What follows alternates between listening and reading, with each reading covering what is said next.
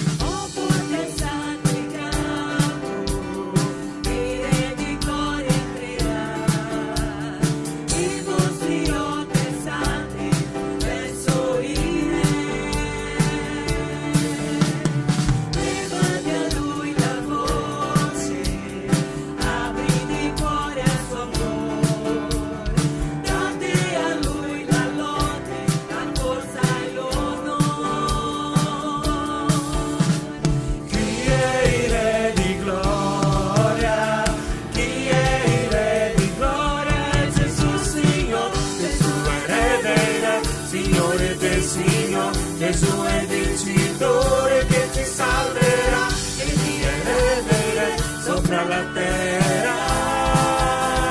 Gesù è erede, Signore del Signore, mi ritornerà. Gesù è il vincitore che ci salverà, che ti erede sopra la terra.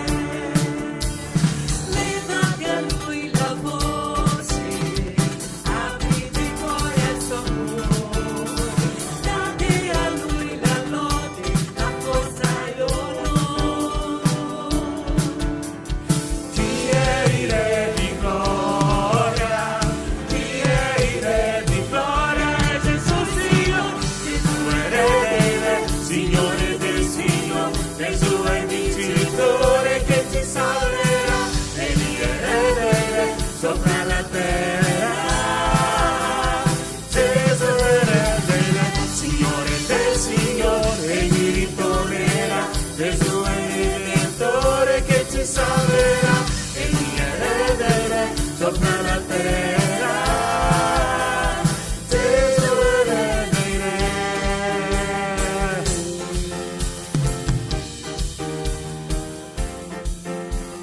chi è il Re di gloria? Chi è il Re di gloria? Chi è il Re di gloria? Chi è il Re di gloria? Signore del Signore, Gesù è il vincitore che ci salverà e mi erede sopra la terra. Gesù è erede, Signore del Signore, mi ritornerà. Gesù è il vincitore che ci salverà e mi erede sopra la terra.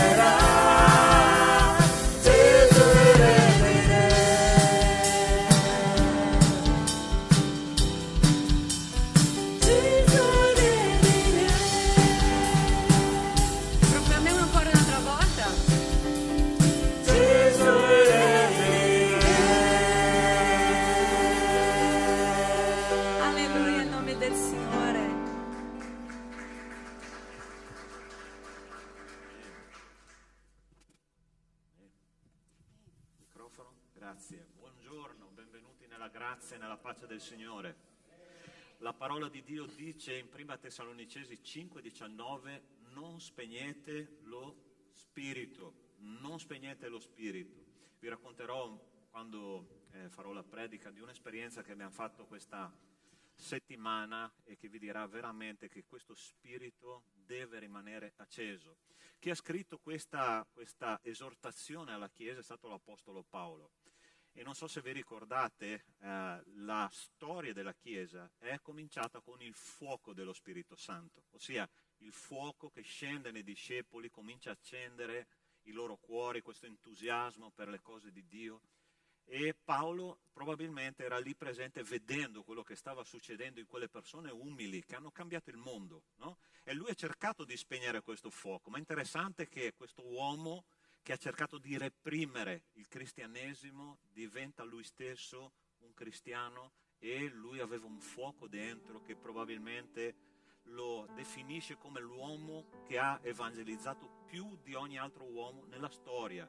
Dentro di lui si era acceso un fuoco che non poteva e non voleva neanche spegnere, ed è per questo che lui dice: non spegnete lo spirito, non spegnete quella cosa che Dio vi ha dato, perché quello è il motivo della vostra esistenza. Io vorrei pregare questa mattina affinché il Signore possa, non so se tu hai lo spirito spento, non so se tu hai lo spirito attivo, ma vorrei pregare che il Signore possa accendere oppure riaccendere quello spirito, oppure che il Signore mantenga quel fuoco dentro di te che ti porta a onorare e glorificare il Signore in ogni situazione della vita, ok? Possiamo pregare che il Signore ci possa parlare questa mattina, che ci possa dare veramente questo cibo per la nostra anima che viene dal cielo, quel pane fresco, no, che viene dal cielo. Stamattina, quando stavo passando lì vicino al bar, ho sentito quell'odore profumo di brioche. Ho detto: Signore, che roba, no?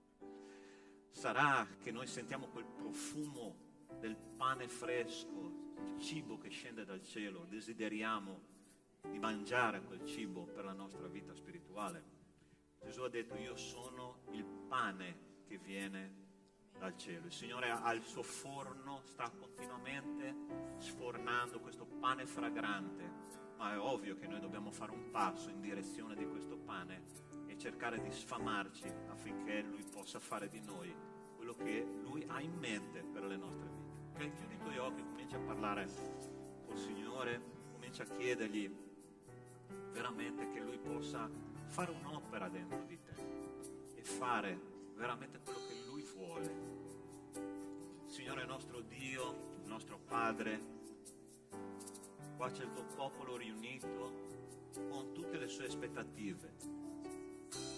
Signore, tu sai come sta il cuore di ciascuno di noi.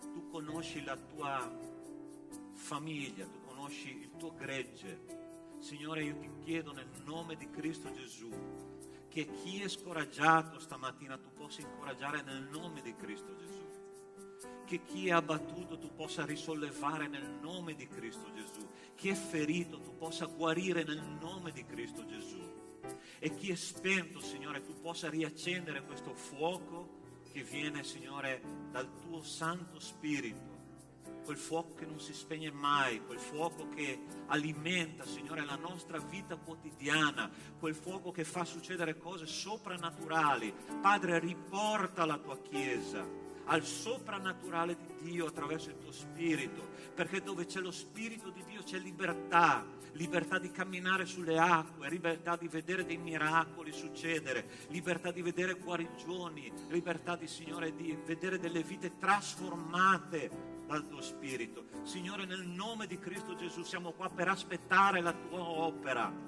ma per questo, Signore, noi ti chiediamo: aiutaci a metterci da parte e lasciare che il tuo Spirito operi, perché cristianesimo è lasciare il nostro ego da parte e lasciare che lo Spirito di Dio lavori. Nel nome di Cristo Gesù ti chiediamo tutto questo stamattina, e possiamo dire, Signore, quando usciremo da quella porta: Signore, tu hai visitato il tuo popolo. Ti ringraziamo e ti benediciamo per questo, nel nome di Cristo Gesù. Amen e amen. Non hai ancora salutato il tuo fratello, vero? Allora lascia la tua seggiola, lascia il tuo posto, vai a salutare il tuo fratello, dai una parola di benedizione, perché il popolo di Dio è un popolo che benedice.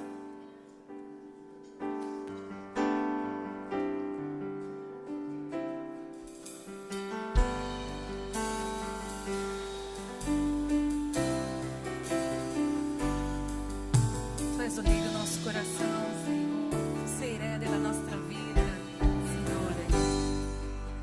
Sia Re del mio cuore, la roccia che percorrerò, la fonte qui verrò, tu è canto mio. Sia Re del mio cuore, l'ombra che mi coprirà, la vera libertà, lui è canto mio. Se tu sei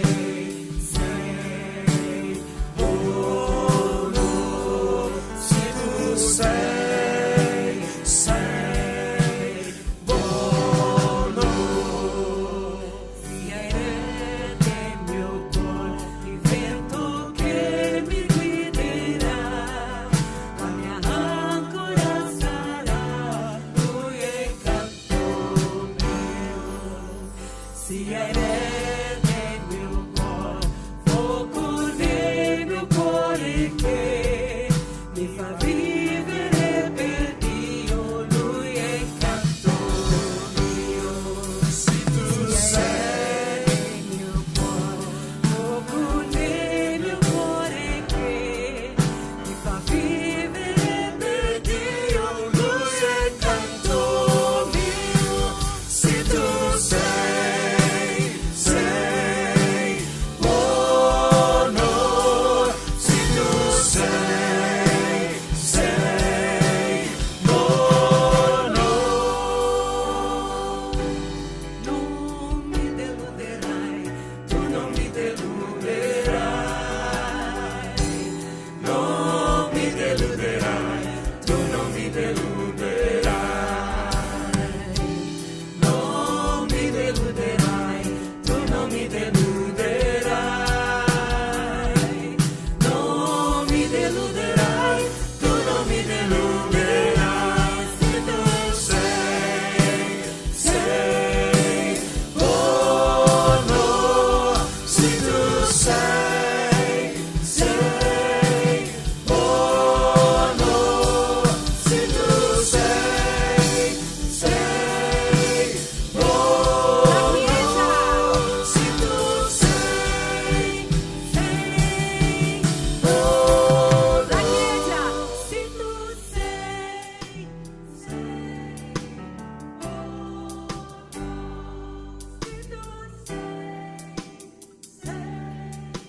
buono, insieme. se tu sei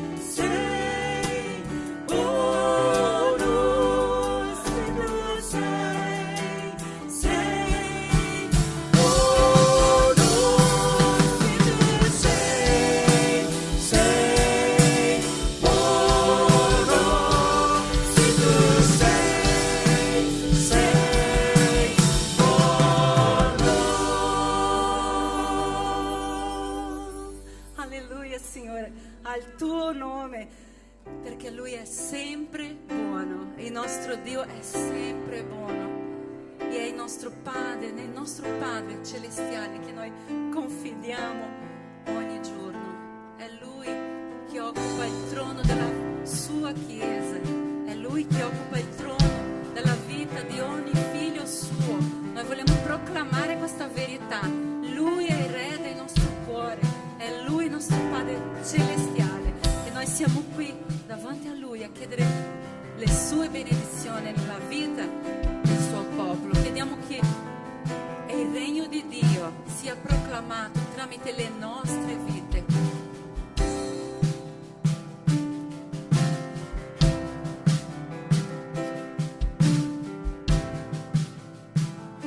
Tu puoi cantare?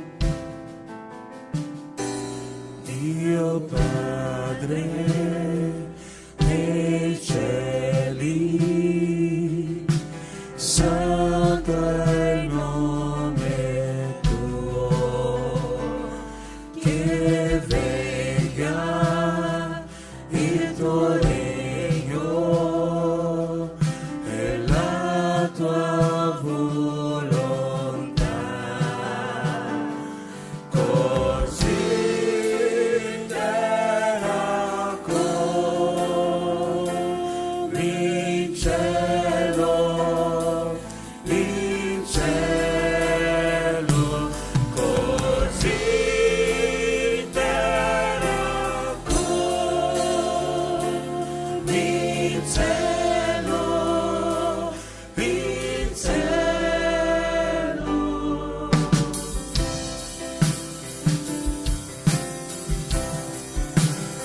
Alleluia, tuo nome, Signore.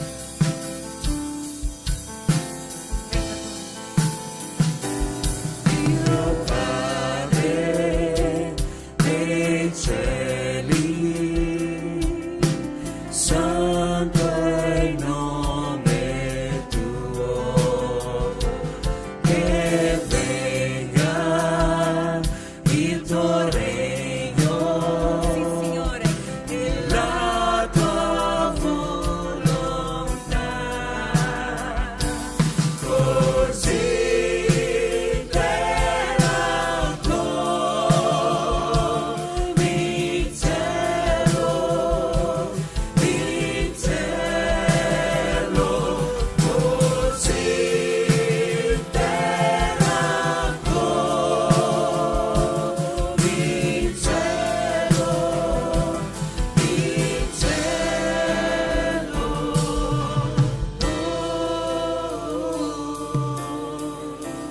venga il tuo regno, venga il tuo regno, venga il tuo regno, venga il tuo regno, venga il tuo regno, venga il tuo regno, venga il tuo regno, venga il tuo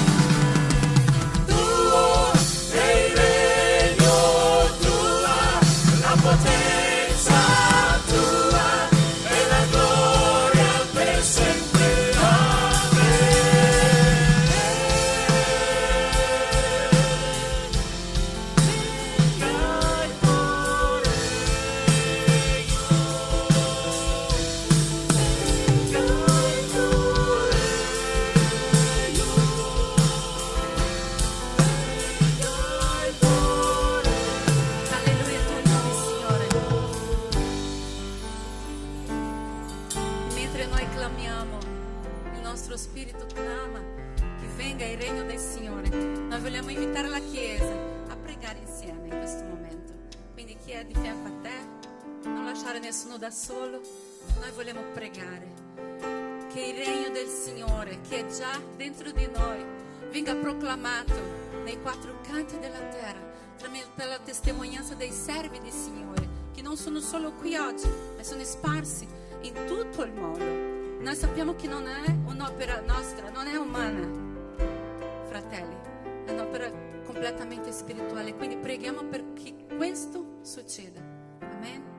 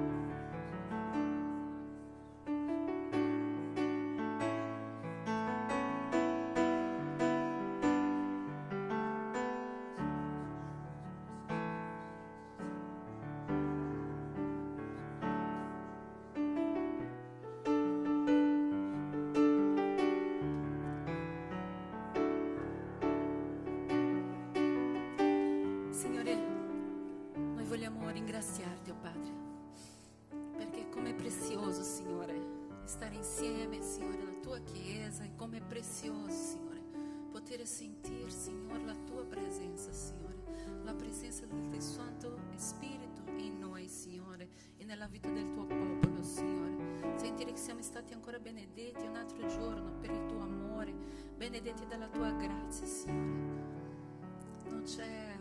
Non possiamo neanche immaginare, Signore, di essere in un altro luogo, Signore, che non sia, Signore, sotto le tue ali, nella tua presenza, Signore.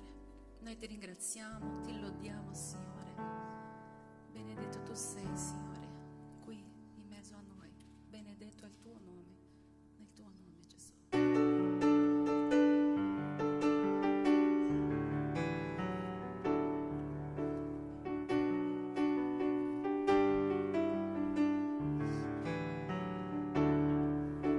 Sulla terra chi è come te, infinito ed amabile, niente al mondo mi soddisferà, la tua sorgente non si esaurirà. La tua presenza è il cielo per me.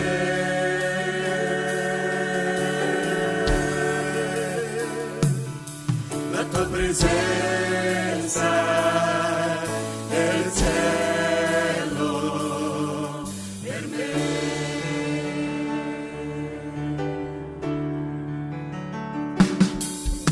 Tesoro del mio cuore e d'anima, Alleluia.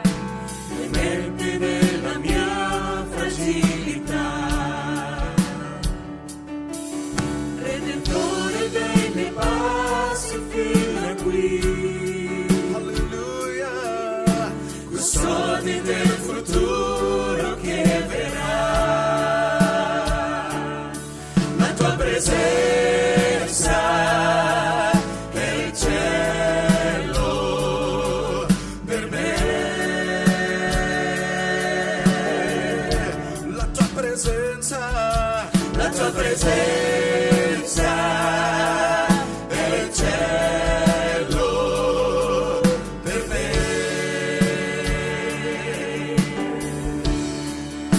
Cantiamo. Oh Gesù, oh Gesù, la tua presenza è il cielo per me. Oh Gesù,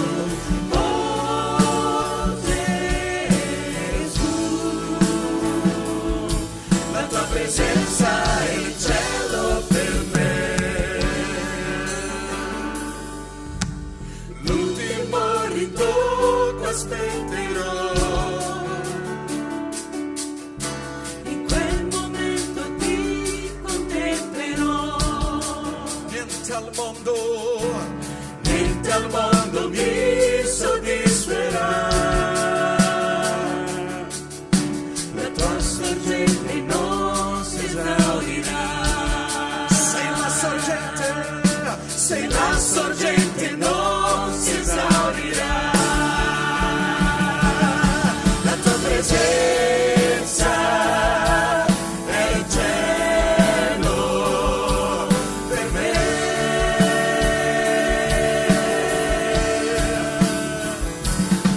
La tua presenza è il cielo per me. La tua presenza è tutto. La tua presenza è tutto per me.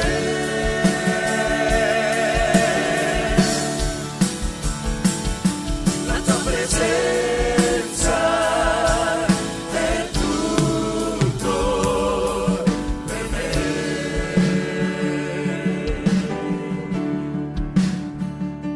Cantiamo. Oh Gesù,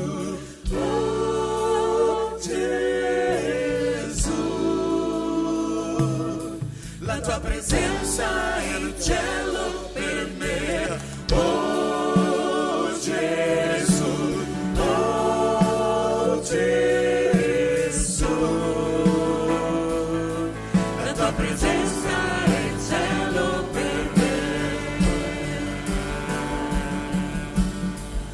Alleluia, Signore, al tuo nome, Signore. Gloria, gloria, gloria al tuo nome, Signore, perché solo tu sei degno di lode, adorazione e onore, Signore. E nella tua presenza, Signore, ci sentiamo amati, profondamente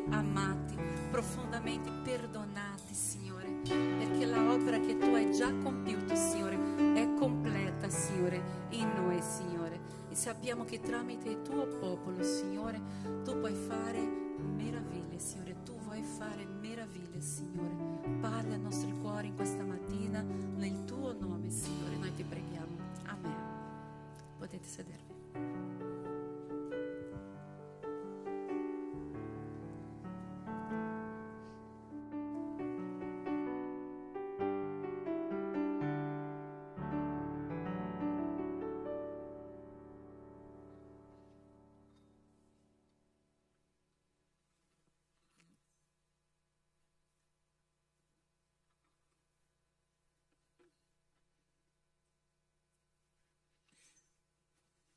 Sì. Puoi alzarlo leggermente? Appena appena. Ok, carissimi, questa settimana abbiamo fatto, io e la mia famiglia, un'esperienza molto interessante.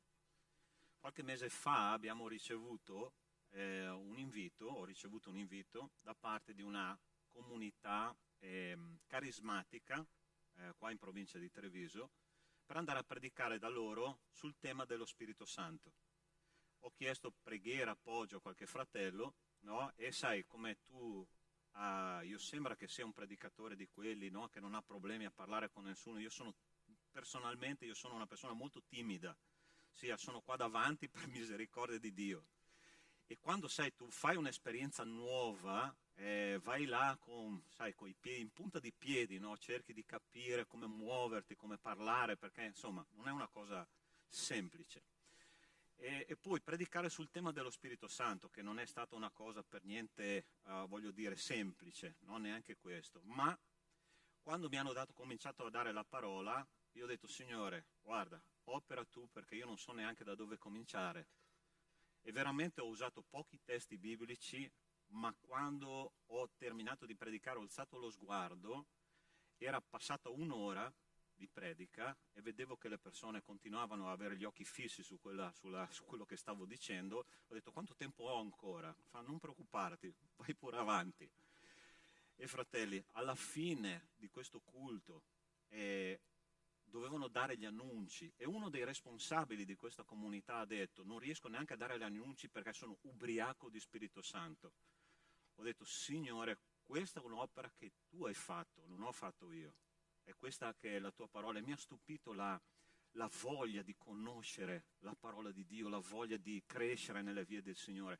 Ossia, io ho imparato questo, che lo Spirito Santo non ha confini denominazionali. Il Signore non comincia la sua opera con la Chiesa Battista, non finirà con la Chiesa carismatica. Lui si muove in questo mondo cercando persone che vanno al di là di denominazioni e vanno al di là di culture, vanno al di là di classi sociali. Dio vuole fare delle conquiste nell'anima delle persone e Lui va al di là di qualsiasi barriera per farlo.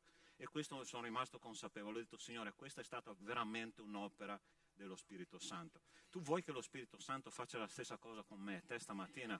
Amen. Allora preghiamo che il Signore possa parlarci attraverso la sua parola.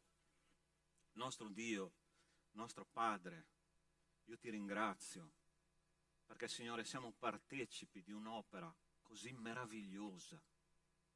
Signore, abbiamo cantato: venga il tuo regno.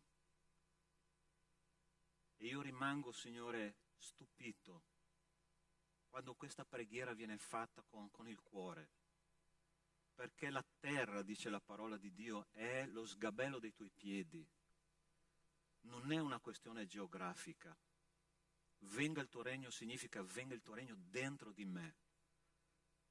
Venga il tuo regno là dove ancora, Signore, io non ho consegnato quelle parti, quelle aree della mia vita affinché tu possa lavorare in profondità. Signore, io ti chiedo nel nome di Cristo Gesù che questa mattina la tua Chiesa sia resa cosciente, Signore, del potenziale che noi abbiamo in Cristo Gesù attraverso lo Spirito Santo di Dio. Signore, la tua parola è chiara, persone semplici hanno cambiato il mondo, non perché erano preparate, ma perché erano disponibili. Signore, io ti chiedo nel nome di Cristo Gesù che ogni barriera e ogni catena spirituale, Signore, questa mattina possa cadere nel nome di Cristo Gesù e che noi possiamo veramente consegnare il nostro futuro e soprattutto il nostro presente a te affinché tu possa diventare la stella che brilla nelle nostre vite. Te lo chiediamo nel nome di Cristo Gesù. Amen. Amen. Quando ho cominciato a pensare a un testo di Atti degli Apostoli che parlava dell'opera dello Spirito Santo, mi sono venute in mente diverse cose, ma io penso che il miglior rappresentante, al di là degli Apostoli che conosciamo molto bene, in questa area, in Atti degli Apostoli, sia una persona ancora una volta semplice che però ha cambiato in modo radicale la sua vita. Sto parlando del diacono Stefano. Stefano, il primo martire della fede, Stefano che faceva grandi segni e miracoli in mezzo al popolo, Stefano che ha toccato talmente in profondità la comunità di quel tempo che a un certo punto i farisei non sapevano più cosa fare per farlo star zitto e lo hanno lapidato per chiudere la bocca profetica attraverso cui il Signore, lo Spirito Santo, voleva parlare. Io vorrei considerare insieme a voi almeno 4 caratteristiche di quest'uomo che lasciava che lo Spirito Santo lavorasse e trasformasse la sua vita. E dice così il primo testo che si trova in Atti capitolo 6, versetto 8, e dice: Or Stefano, pieno di grazia e di potenza, faceva grandi prodigi e segni tra il popolo. Ossia, non sta dicendo Dio stava facendo dei grandi segni e prodigi, ma Dio stava facendo grandi segni e prodigi attraverso il diacono Stefano, attraverso di lui. Allora io credo che noi dobbiamo tornare a una idea di chiesa primitiva. Perché, pastore, a volte queste cose non succedono nella nostra vita? Perché queste cose non succedono nella nostra comunità? Perché queste cose non succedono nella nostra famiglia? Questo testo mi confronta profondamente, ma guarda la premessa perché lui facesse grandi segni e miracoli nel popolo, davanti al popolo. Lui gli dice: uomo, che era ora Stefano, pieno di grazia e di potenza. Ok? Grazie Pietro. Posso mettere qua. Stefano pieno di grazia e di potenza. E questa caratteristica, questa premessa gli permetteva di fare grandi segni e miracoli davanti al popolo. Quando io vado a leggere, a me piace andare a approfondire cosa dice la parola di Dio, no? Perché dice la parola pieno di grazia e di potenza? Che cos'è la grazia? La parola grazia, charis, significa favore immeritato da parte di Dio, e potenza in questo caso, in questo testo, viene tradotto dalla parola greca dunamis, da quale deriva la parola dinamite. Ossia, se noi dovessimo tradurlo in italiano corrente esattamente come era pensato nel testo greco, e dice così: ora Stefano, pieno di un favore immeritato da parte di Dio, era pieno di dinamite per fare grandi segni e miracoli davanti al popolo. Per essere pieno di potenza, per essere pieno di dunamis, per essere pieno di dinamite, Stefano aveva bisogno di una cosa sola: di essere ripieno della grazia di Dio.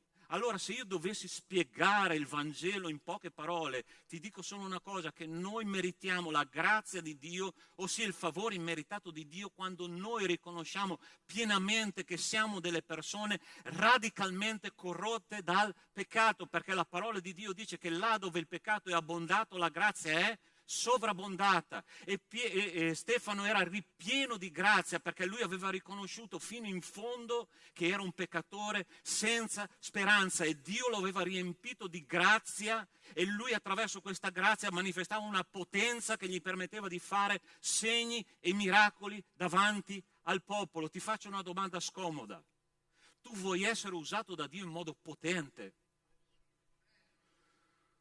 Allora ti propongo l'esperienza di Isaia, oppure l'esperienza di Daniele, che quando è andato davanti a Dio, il profeta Isaia è una storia fantastica. Il profeta Isaia ha predicato per i primi 6 capitoli del libro di Isaia, ma un giorno un predicatore, ok?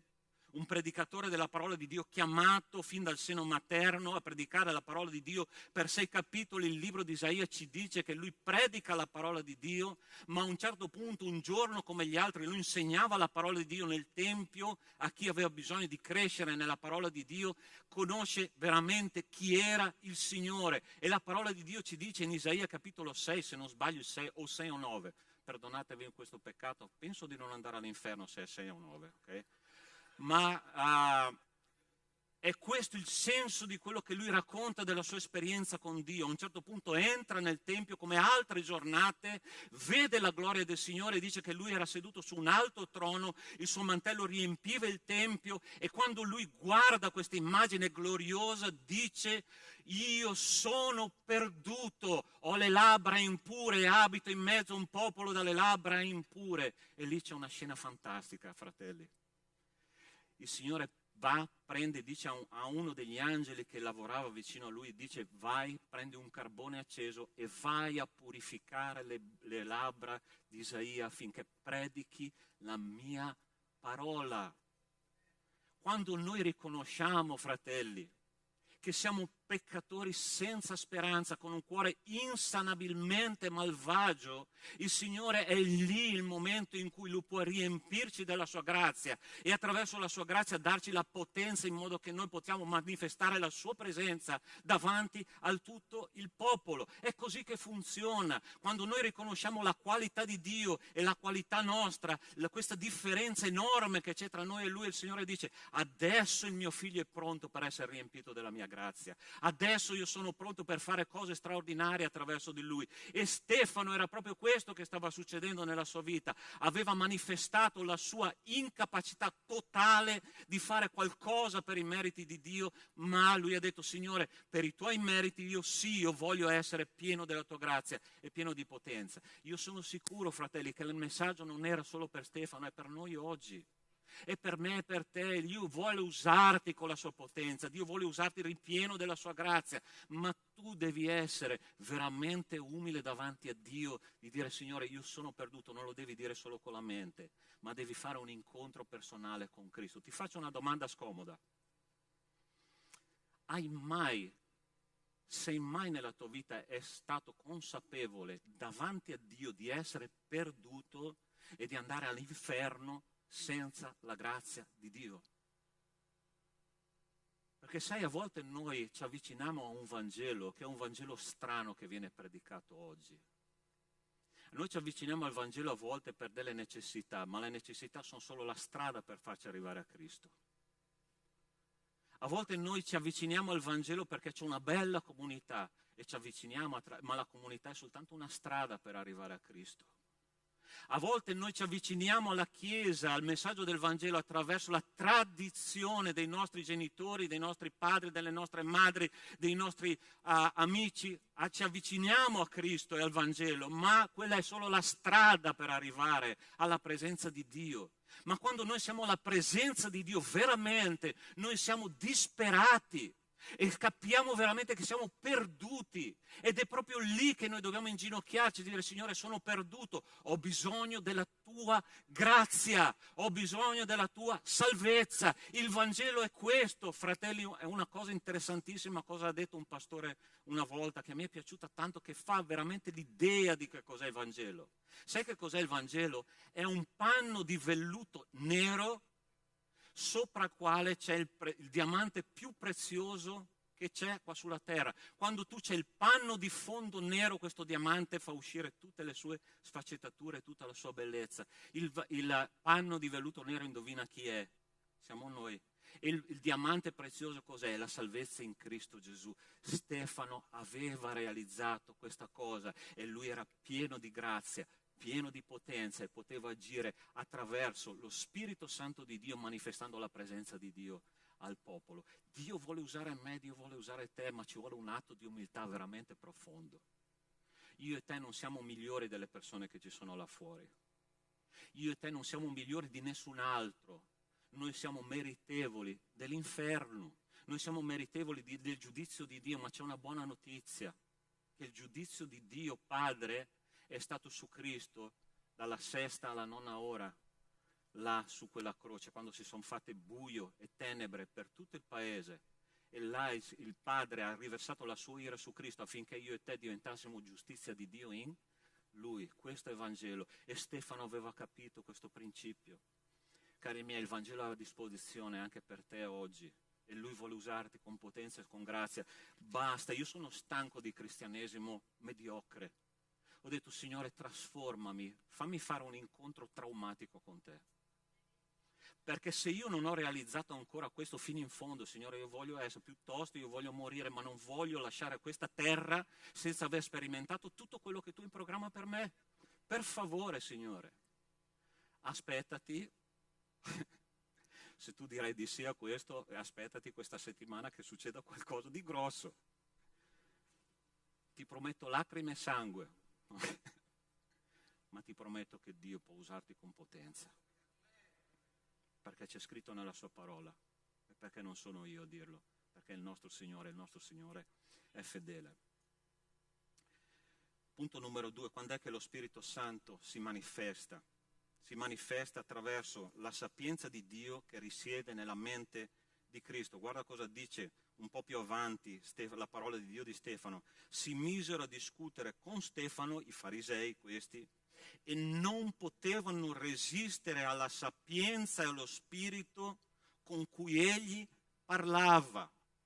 Ossia, le persone cercavano di metterlo in crisi, i religiosi di quel tempo, i farisei, i sadducei, gli scribi, i grandi studiosi della parola di Dio, quelli che si approfondivano nella teologia, quelli che si approfondivano nell'omiletica, nell'ermeneutica, il pastore che parolone che dici stamattina, ossia tutte tecniche di orazione, no? Quelli che andavano a vedere la virgola dell'apice di quello che c'era scritto nella legge di Mosè, e questo uomo semplice di nome Stefano parlava con loro e loro non resistevano. Dice, ma cosa sta dicendo questo? Dice delle cose che vanno troppo al di là della mia comprensione, perché la potenza di Dio abitava in lui e lui parlava attraverso la mente di Cristo. Una volta un mio amico mi ha fatto andare su una macchina. Interessante questa macchina come funzionava, no? Io non sono esperto di motori, ma a un certo punto mentre lui accelerava tu hai sentito che la macchina ha fatto ha preso una velocità completamente diversa, perché lui mi ha detto è il turbo che ha preso l'acceleratore della macchina. E a volte noi non ci rendiamo conto, cari miei, che appena noi schiacciamo l'acceleratore nel mondo spirituale il turbo si innesca. La parola di Dio dice che noi abbiamo la mente di Cristo. L'Apostolo Paolo ha scritto ai Corinzi, prima Corinzi capitolo 2 versetto 10, noi abbiamo la mente di Cristo e lo Spirito Santo investiga le cose profonde di Dio. E quando noi parliamo attraverso la mente di Cristo, nessuno può resistere. Questa settimana è stato interessante lo studio che abbiamo condiviso, no? Ossia, pastore, come posso parlare con un ateo? Semplice, digli che è un matto. Che non hai fede abbastanza per essere ateo. Perché per essere ateo bisogna avere una fede incrollabile, ok? Perché più la scienza si approfondisce e più la scienza capisce che dietro tutto c'è un disegno intelligente. Allora è interessante una definizione che alcuni scienziati americani hanno dato della vita, ok? Hanno sintetizzato questa frase dicendo: la vita è materia più un'informazione. Ossia, materia e qualcuno che schiaccia un pulsante, dice alla materia che cosa fare, quella materia comincia a organizzarsi. Il Big Bang dice esattamente il contrario, dice che dal caos è nata la vita, è una contraddizione in termini, ok? Non esiste. Se una libreria esplode non si forma un'enciclopedia. Avete capito? Ma non discutere con un ateo. Una volta ho visto una persona che, uno di quelli che è stato il mio maestro nella parola di Dio, che discuteva con un ateo, e questo maestro ha detto: sì, sai una cosa, sai che i maiali volano e ce ne sono alcuni sopra la mia casa con dei pallini rosa che fanno delle robe pazzesche. Ossia, a un pazzo devi parlare come a un pazzo. Ossia, è così che funziona. E l'Apostolo Paolo dice che quando tu cominci a parlare attraverso lo Spirito Santo, nessuno può resistere a quello che tu dici. Perché? Perché ha una logica talmente superiore alla logica umana che le persone non riescono a entrare nella tua logica. Non credo in Dio. Posso darti un consiglio per come rispondere quando qualcuno dice non credo in Dio? Il fatto che tu non creda, Dio non sparisce. Ossia, Dio non dipende da quello che dici tu. Ossia, come può rispondere una persona a una roba del genere? Non può. Perché? Perché noi abbiamo la mente di Cristo, e discutevano con lui, cercavano di mettere in crisi la sua fede e cercavano di riportarlo alla ragione. E Stefano diceva: io ho una ragione molto superiore di questa. Ma non perché lui era gasato di Spirito Santo, perché lui era ripieno di Spirito Santo. Ed è per questo che lui poteva ragionare con le persone, e le persone in qualche modo, è interessante che qualche capitolo dopo, sapete che cosa succede? Attraverso il suo sacrificio, perché lui è morto per quello che ha creduto. E più io leggo questo testo biblico di Atti capitolo 6 e 7, dico che Stefano non poteva rimanere qua sulla terra, perché lui era già nell'eternità, ma già da tempo. E qualche capitolo più avanti i sacerdoti cominciavano a convertirsi alla fede. Perché? Perché questo uomo parlava di cose che sono rimaste dentro nel cuore delle persone. Non trascurare il fatto che quando tu predichi la parola di Dio, a volte l'effetto tu lo vedrai forse fra anni, ma non importa, perché la parola di Dio è più importante di noi, perché la parola di Dio è più importante di come noi ne parliamo. È importante la parola di Dio perché la parola di Dio non torna mai a vuoto, e perché la parola di Dio ha un'estensione infinita. Predica a tempo e fuori di tempo, così dice il Signore, e predica veramente, perché il Signore dice: tu hai la mente di Cristo. Ma se noi non attacchiamo il turbo, fratelli, se noi non schiacciamo sull'acceleratore, pastore, come faccio a schiacciare il turbo? Adesso dirò quella frase per cui io sono sicuro che prima o poi mi lapiderete come Stefano, perché lo ripeto tutte le domeniche: passate tempo con Dio, leggete la sua parola, che sono i pensieri di Dio messi per iscritto. Non trascurate questo tempo, perché se trascurate questo tempo non potete spingere sull'acceleratore, non potete avere la mente di Cristo, e allora andrete in crisi davanti a persone che vi confrontano. E il Signore dice: io non voglio un popolo. Sai che cosa dice il libro di Proverbi? Il giusto che vacilla davanti all'empio è come una fonte torbida e un pozzo inquinato. Ti è mai capitato di vacillare davanti a un empio? A me sì, nella mia immaturità sì. Ho detto: basta, io non permetterò più questo, perché io sono dalla parte giusta, lui è dalla parte sbagliata. Io voglio che il Signore mi riempia della mente di Cristo. Punto numero 3, quando è che lo Spirito Santo si manifesta?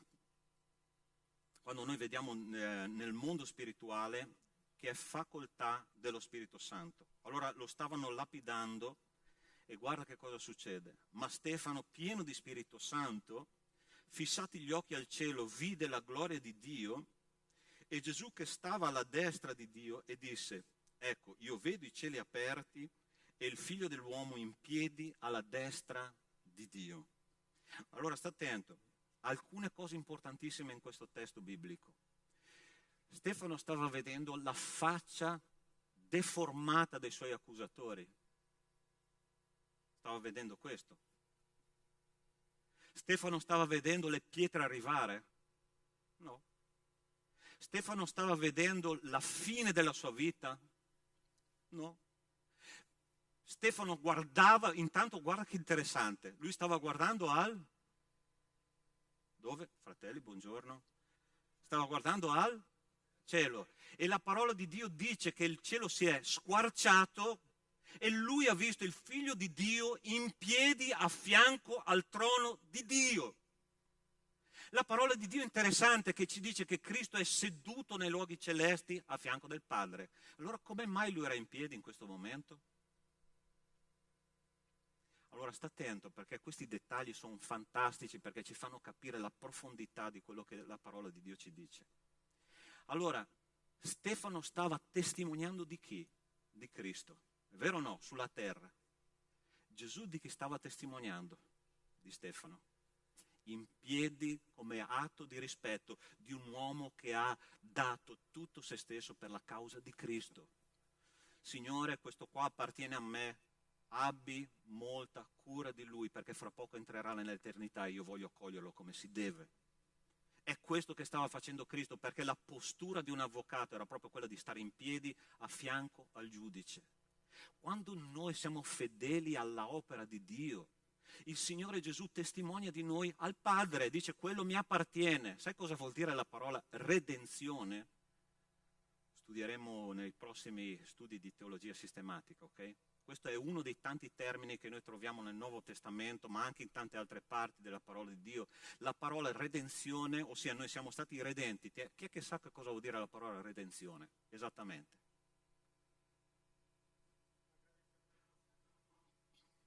Quello è riscatto, è un'altra cosa. Va bene, non dovete pagare per questo segreto, ok?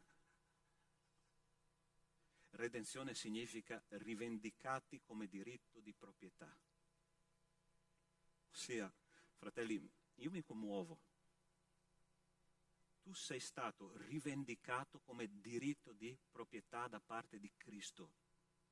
Cristo è andato alla presenza del Padre e ha detto, io sono morto per quello lì o per quella lì, adesso appartengono a me. E quando c'è la parola redenzione nella parola di Dio, fermati un attimo e pensa che Cristo va alla presenza del Padre e dice questo è mio. Amen, Chiesa? Questo è quello che diceva Stefano. Lui vedeva, aveva lo sguardo fisso nell'eternità e stava dicendo io appartengo al Signore, il Signore sta rivendicando la mia presenza nell'eternità, Lui sta parlando in mio favore. Se tu hai peccato, come dice l'Apostolo Giovanni, se tu hai peccato, tu hai un avvocato presso il Padre. Il tuo avvocato si chiama Gesù Cristo, il Signore. Lui ha pagato ogni singolo peccato, ogni singolo fallo, ogni singola mancanza. È nella presenza di Dio portata sulla croce da Cristo Gesù. E la parola di Dio dice che ogni nostro peccato è stato cancellato, passati, presenti e futuri. Tu sei puro davanti a Dio. Questo è il Vangelo. E Stefano aveva capito il Vangelo e guardava verso l'eternità e diceva Signore, accogli il mio spirito perché io ho testimoniato di te e io ho diritto di essere un tuo figlio. Allora sta attento. Vangelo di Giovanni capitolo 1 versetto 12 dice e tutti quelli che lo hanno ricevuto egli ha dato il diritto. Tu hai il diritto di essere figlio di Dio. Ma tu prova a pensare a un padre, io non so tu, penso che tutti i padri che ci sono qua dentro, quando cominciano a pensare di toccare tuo figlio, ti viene da essere King Kong, vero o no? Sì. Non toccare mio figlio. Io penso di essere capace di trasformarmi in qualche supereroe, ok? Ma è questo che Dio pensa. E se io sono capace di fare questo, tu prova a immaginare il tuo papà che è nei cieli, che ha investito nella tua vita e ha dato il suo figlio per te e ha dato il suo figlio per me affinché noi potessimo diventare testimoni in lui. Stefano guardava nell'eternità e vedeva il suo avvocato in piedi presso il Padre che rivendicava la sua vita. E ultima cosa, quando è che lo Spirito si manifesta? Soprannaturale, punto numero 4, significa una relazione tanto forte con Cristo da essere esattamente come Lui. E continuarono, dice il testo, a lapidare Stefano mentre pregava e diceva: Signore Gesù, accogli il mio spirito. Poi, messosi in ginocchio, gridò ad alta voce: Signore, non imputare loro questo peccato, e detto questo si addormentò. Ossia, sta attento a cosa ti dico adesso, perché ti do una concezione di perdono come io l'ho ricevuto, ok? Anch'io ho scoperto questo questa volta, durante lo studio di questo testo. Sai che cos'è perdono? Perdono significa non imputare il fallo a una persona mentre quel fallo, mentre quella ferita, mentre quel dolore ti viene fatto. Non dopo anni. Noi lottiamo per perdonare persone, è vero o no? A volte ci mettiamo anni, è vero o no? Possiamo essere sinceri con noi stessi e con Dio, sì o no? Perché quella ferita ha ferito il mio ego. E io tento costantemente di proteggere il mio ego. Io sono una persona così, ok? Perché io sono radicalmente corrotto dal peccato, salvato in Cristo, chiaramente. Ma è quello che noi facciamo, cari miei, ogni giorno. E la parola di Dio ci sfida, sai che cosa ci dice? Ama il prossimo tuo come te stesso. Questo è il testo più equivocato della parola di Dio. Sai perché? Perché le chiese oggi dicono questo: pastore, ma come posso amare gli altri se io non amo me stesso? Che bugia diabolica che è questa. Io amo profondamente me stesso e sono disposto a fare di tutto perché il mio ego non venga ferito. Sai che cosa dicono? Io ho la testimonianza di un fratello ex tossicodipendente che è uscito dalla droga, si è convertito, è un fratello carissimo, un bravo fratello in Cristo. E lui ha detto: pastore, io amavo profondamente me stesso, tanto da bucarmi per non sentire il dolore che avrei dovuto sentire, per coprire i miei traumi, ma io lo facevo perché amavo profondamente me stesso. Noi amiamo profondamente il nostro ego, cari miei, ma a tal punto che siamo disposti a fare di tutto perché il nostro ego venga protetto. Siamo disposti a litigare, siamo disposti a uccidere, siamo disposti a rubare, siamo disposti a fare qualsiasi cosa per il nostro ego. E questo uomo aveva capito che Cristo era un'altra cosa. Mentre Cristo gli piantavano i chiodi nei polsi e nei piedi, che cosa diceva? Padre, perdona loro perché non sanno quello che fanno. Perdonare nel vero senso della parola, biblicamente parlando, è mentre gli altri ti fanno male, tu porti la tua sofferenza davanti a Dio e dire: Signore, separali da questa colpa, perché questo è il vero perdono. E quando noi perdoniamo così, le catene dell'inferno vengono spezzate nel nome di Cristo Gesù. Perché non c'è amarezza, perché non c'è risentimento, non c'è tristezza, non c'è niente di tutto questo. E il Signore è libero di riempirci del suo spirito e di andare nell'eternità con questo spirito. Io voglio, fratelli. Io non voglio essere schiavo del risentimento, dell'amarezza. Sai cos'è l'amarezza? Sai perché viene chiamata amarezza? Perché quando tu provi amarezza, proprio ti sale nella bocca il sapore amaro dello stomaco. Tu sai che succede una cosa interessante: quando c'è mancanza di perdono, la prima cosa che succede, ti viene il mal di stomaco. Sai perché? Perché i succhi gastrici, si apre questa valvolina dello stomaco, si aprono e tutto si concentra nelle viscere. Tu sai che la parte digestiva, anche nella cultura ebraica, rappresentava la sede dei sentimenti. Mai sentito parlare di quel detto popolare che dice: mi si rivolta lo stomaco? È perché tu stai provando un'emozione così forte che lo stomaco non contiene più i gas gastrici, ti sale l'amarezza in bocca e tu diventi una persona veramente amara. E la parola di Dio dice: perdona. Il regno di Dio, il trono di Dio è fondato sul perdono. Quando tu entri nella presenza di Dio, sai che cosa Dio fa? Fa un pacchetto di tutto quello che tu hai fatto durante la tua vita, lo butta in fondo al mare, ci mette un galleggiante con scritto su vietato pescare e dice: è fatto. Quando Gesù ha pronunciato le ultime parole sulla croce, ha detto: è compiuto, pagato pienamente, buttato in fondo al mare. Sei perdonato. E come Dio ci ha perdonati in Cristo, perdonatevi gli uni gli altri. Tu vuoi che lo Spirito Santo si manifesti nella tua vita? Dobbiamo prendere i passi di Stefano. Stefano è partito per l'eternità con un cuore leggero, io sono sicuro di questo.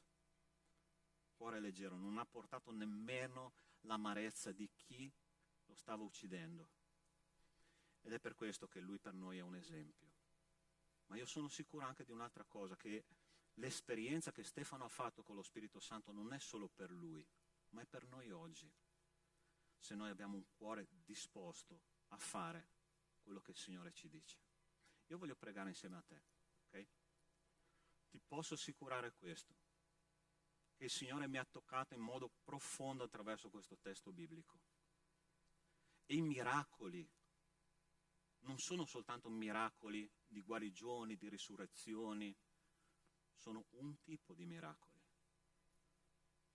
ma un cambiamento di anima, un cambiamento di sentimento, questo è un grande miracolo. Ricordati quello che ti ho detto: perdonare veramente è perdonare mentre gli altri ti fanno male, perché quello significa che Cristo abita in te. Pastore, non sono capace. È un lavoro, è una conquista. È ovvio che non ci riusciamo al primo colpo, ma Dio è qua per dirti che Lui può. Invito già il gruppo di lode, per favore. E io voglio pregare insieme a te questa mattina affinché lo Spirito Santo possa usarti con potenza e con grazia. Nostro Dio, nostro Padre, io ti lodo, Signore, per la storia di Stefano, che è una vita, Signore, che ci parla di cosa significa essere ripieni di Spirito. Signore, essere ripieni di Spirito vuol dire mettersi da parte, lasciare che Cristo Gesù che è in noi possa agire liberamente. Aiutaci, Signore, a non mettere mano in quello che tu stai facendo, ma solo a collaborare con te. Se Gesù ha detto: io non posso fare altro quello che vedo fare dal Padre mio, Signore, quanto più noi abbiamo bisogno di questo. Signore, ti chiedo nel nome di Cristo Gesù che questa comunità, la nostra comunità, questa mattina faccia un salto di qualità e che possa dire: Signore, io voglio essere ripieno di Spirito per la tua gloria. Tu hai sentito che la parola di Dio era per te questa mattina? Io voglio fare un invito a te, personalmente, a te che stai dicendo: Signore, io voglio fare questa grande, lunga e meravigliosa esperienza con te. Io voglio identificarti e pregare insieme a te perché questo possa succedere. E mentre tu ti stai dicendo: Pastore, era per me questa parola, io ti chiedo di alzarti lì dove tu sei e voglio pregare insieme a te. Amen. Amen. Dio ti benedica. Amen. Vi ho fatto un'opera questa mattina. E se tu ancora dicendo: Signore, io non ti conosco di persona, ma vorrei conoscerti. Cristo è qua disponibile, basta che tu gli permetti di entrare nella parte più profonda del tuo essere e permettergli di fare una trasformazione radicale dentro di te. Cristo è il bene, la carne è il male, lo Spirito di Dio è il bene, il diavolo è il male, il Padre è il bene, il mondo è il male. Ma noi stamattina, Signore, dichiariamo di volerci staccare dalla carne, dal mondo e da Satana, nel nome di Cristo Gesù, che le catene crollino questa mattina e vengano spezzate nel nome di Cristo Gesù, e che la tua Chiesa sia una Chiesa santa, ripiena del tuo Spirito, pronta ad andare in battaglia per la tua causa.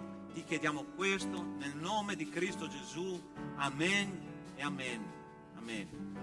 Non sederti. Dai un abbraccio alla persona vicino a te e digli: Dio ti ama nel nome di Cristo Gesù.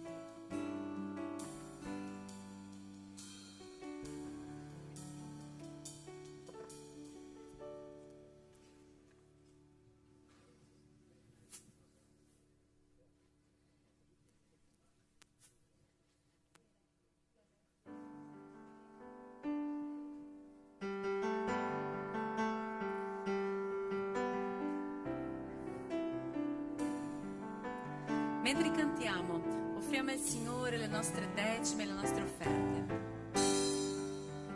Si è del mio cuore la roccia che percorrerò, la fonte in cui berrò, lui è canto mio.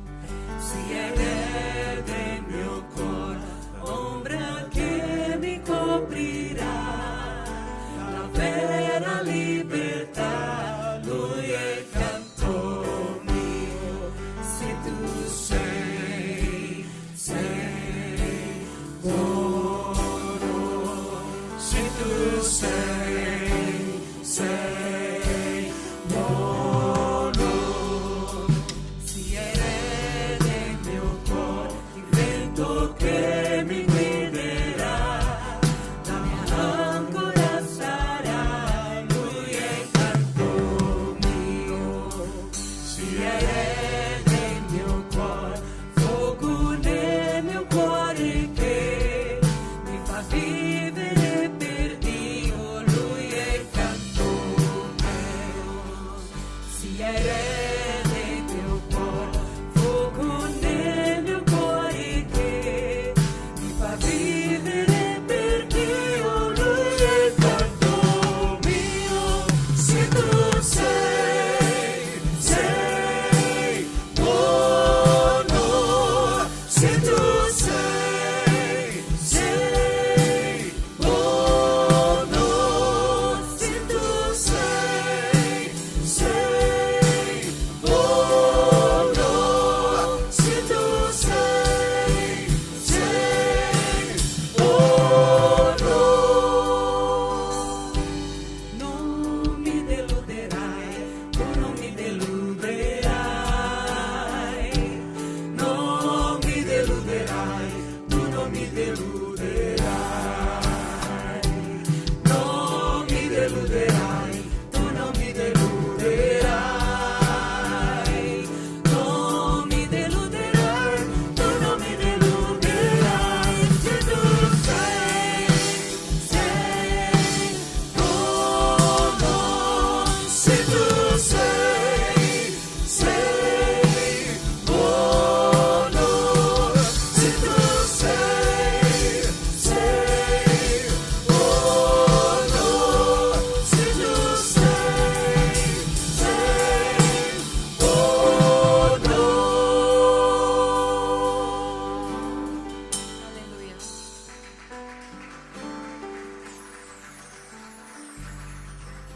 Grazie Signore per questo momento bello di offrire a te, dare a te Signore la nostra vita, le nostre offerte. Grazie Signore, ti chiediamo di benedirci, ti chiediamo Signore di benedire anche la nostra Chiesa, chiediamo la tua grazia e la tua presenza Signore nel tuo nome. Amen. Amen. Potete sedervi?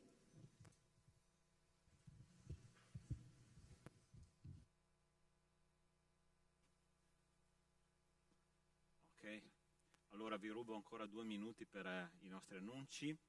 Quello più vicino a noi è lo studio di teologia, questo martedì ore 20:15 qua a Treviso, e studieremo un argomento che è fondamentale per ogni cristiano perché è la base di tutto quello che noi crediamo, e studieremo la Santissima Trinità. Ok?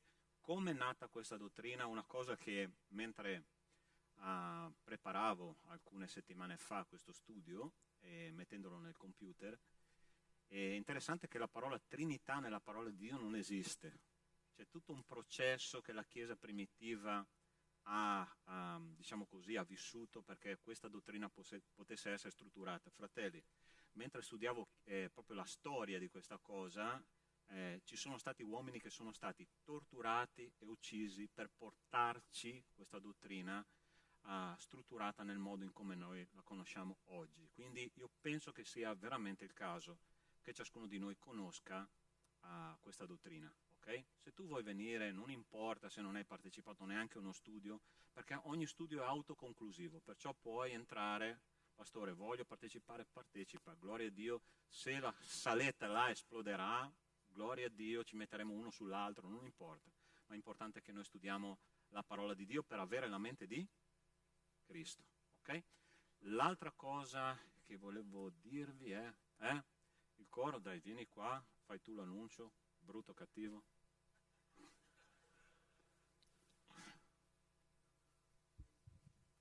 Buongiorno, prossima domenica faremo un culto di Pasqua e 2 cose importanti. Prima faremo un culto col coro, ok? Faremo una cantata che si chiama Esperienza con Dio, è una cantata bellissima, e la prima cosa che sarebbe interessante da fare è invitare gli altri, invitare una persona che non conosce Gesù, invitare un amico, una persona della famiglia, ok? Prossima domenica il culto inizia alle 8, ok? Non faremo il nostro culto di solito come facciamo 10:30, anche perché è domenica di Pasqua e così possiamo partecipare, lodare, adorare il Signore e dopo andare a casa e fare anche la nostra celebrazione con la nostra famiglia. Prossima domenica alle 8, coro, dovete per favore invitare gli altri. Amen? Grazie. Amen. E fratelli, non mancate questo culto di domenica prossima perché faremo una colazione insieme, finalmente, con le brioche calde, tutto, ok?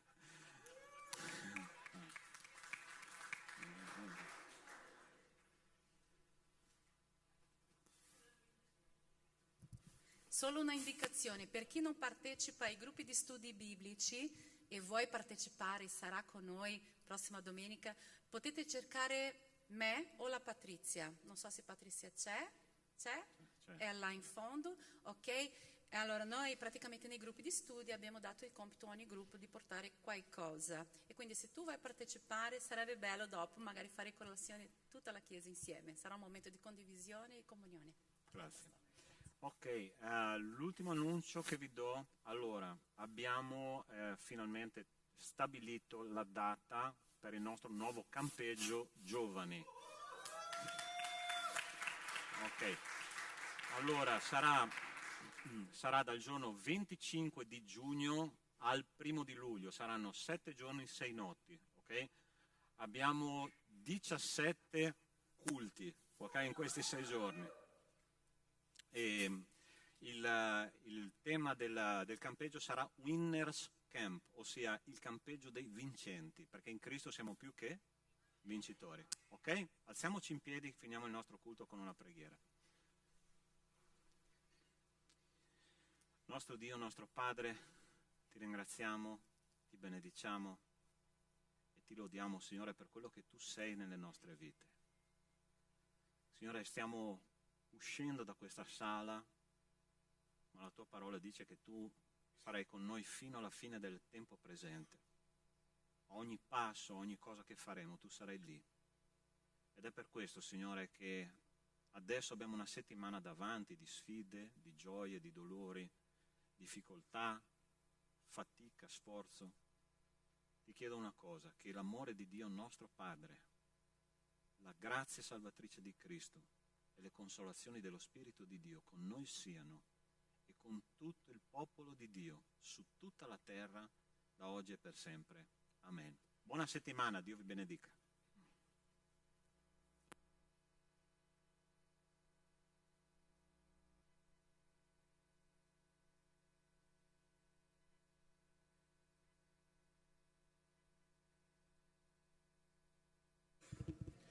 Per favore, chiedo a chi fa parte del gruppo Lode, Comunicazioni, Mixer, tutti chi fanno parte del Ministero Musica ed Arte,